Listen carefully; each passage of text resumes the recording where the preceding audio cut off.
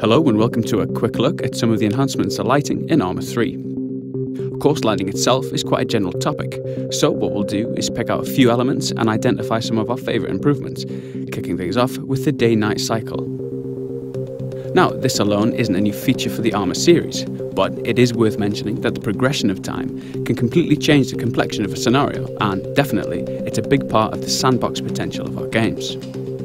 Something that is new, however, is the enhanced richness of the nighttime scenes. The improvement to the way the engine handles HDR has enabled us to overhaul the feeling of darkness in Arma 3. Vehicles particularly take on a whole new complexion, and the detailed ground surfaces really come into their own, casting this kind of light. Now, these chem lights are one of my favourite new features. They offer a splash of colour to the night, illuminating and tinting the objects around them, as you can see on the barrel of this weapon as I move around using the new tactical pace, alluded to in an animations feature a few weeks back.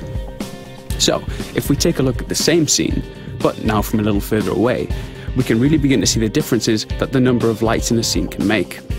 The flashing lights there are from a chopper, and the sweeping beam is its searchlight. Moving further out still, we're able to keep the whole structure of the airbase in the scene, which, you might imagine, is great for navigation or indeed acquiring targets. In our Stratus showcase, we saw a glimpse of the new muzzle flashes. Now let's take a look again, this time using something with a little more punch.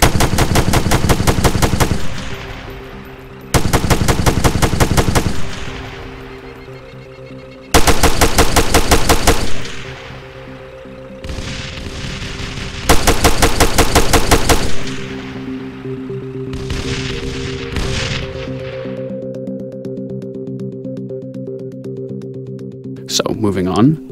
Yes, for those paying attention, we're not underwater quite yet, but what you're seeing here is a peek at some of the content we've prepared for the presentations at this year's E3. If we hop across to our elite Tier 1 operator, we'll jump into our diving showcase. This section demonstrates a number of new features, but of course here we're most interested in the lighting. Looking past the fish and through the surface, we can see the clouds and the underwater shading effects on the surface of rocks, seabed, etc. Things like these subtle particle effects zipping past and the seafloor clutter also really add to the overall impression of being underwater.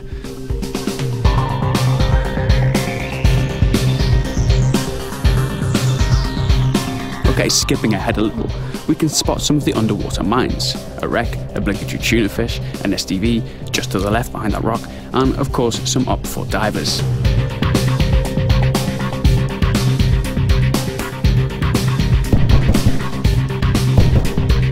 So that just about wraps up what we've got time to show for you now. As always, thanks for joining us, and if you'd like to see us at E3, we'll have much more information about that posted next week. Bye for now.